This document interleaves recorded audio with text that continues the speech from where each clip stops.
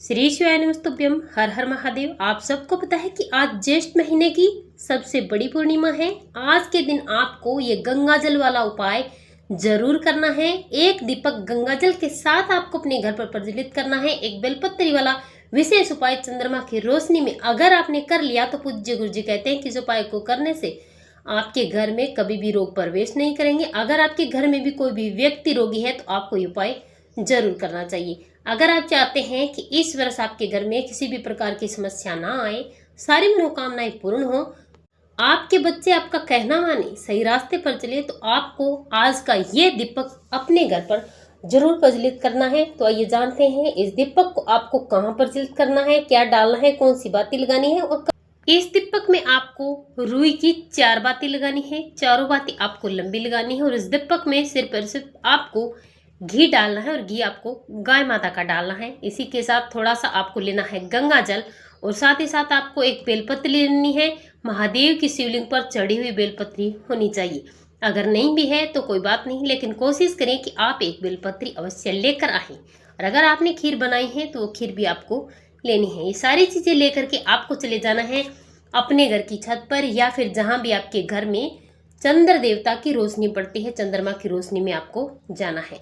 शिव महापुराण का 2 मिनट का ये उपाय आपका जीवन बदल देगा। ये उपाय कोई साधारण उपाय नहीं है। मात्र और मात्र इस छोटे से उपाय से आपके जीवन से सारी परेशानियां दूर होगी। आपको रोगों से मुक्ति मिलेगी, चाहे कितना भी बड़ा रोग क्यों ना हो। अगर आप चंद्रमा की रोशनी में छोटा सा उपाय भी करते हैं तो इस रोशनी में इतनी बड़ी क्षमता है कि हर एक चीज औषधि बन जाती है और ये औषधि 100 गुना अधिक तेजी से अपना कार्य करती है और सारे रोगों को समाप्त कर देती है। सबसे पहले आपको 1 लोटा जल लेना है। चंद्र देवता को अर्घ्य देना है। चंद्रेश्वर महादेव के नाम से 1 लोटा जल चंद्र देवता को आपको अर्पित कर देना है। इतना करने के बाद जो खीर है वो आपको चंद्रमा की रोशनी में रखनी है। आपको एक बेलपत्री भी चंद्रमा की रोशनी में रखनी है। इसी के साथ आपने जो दीपक लेकर आए हैं उस दीपक को चंद्रमा की रोशनी में आपको प्रज्वलित करना है। और इस दीपक को प्रज्वलित आपको कहाँ करना है? सबसे पहला स्थान है चंद्रमा की रोशनी में। और अगर आप चंद्रमा की रोशनी में प्रज्वलित नहीं करना चाहते तो आपके घर में जहां भी भगवान शिव का शिवलिंग है, मूर्ति है, फोटो, वहां पर प्रज्वलित करना है। जमीन पर थोड़ा सा आपको गंगा जल डालना है जो आप अपने साथ लेकर आए हैं। उस गंगा जल को डालने के बाद इस पर इस दीपक को रखना है और इस दीपक को आपको 4 नामों से प्रज्वलित करना है। सबसे पहला है चंद्रेश्वर महादेव का नाम। पहली बत्ती चंद्रेश्वर महादेव के नाम से प्रज्वलित करनी है।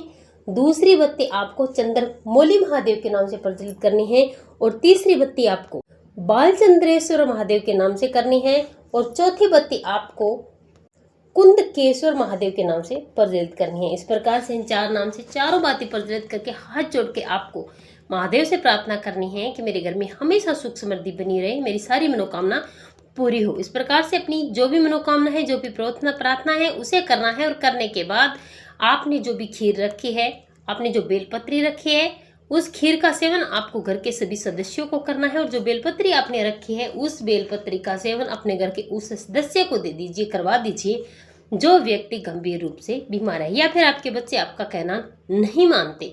तो आपको इस बेलपत्री को उसी बच्चे को या फिर उस रोगी व्यक्ति को खिला देना है। ऐसा करने से आपके घर के हर सदस्य की बुद्धि ठीक होती है। चंद्रमा की रोशनी में किया गया ये उपाय आपके जीवन को बदल देगा।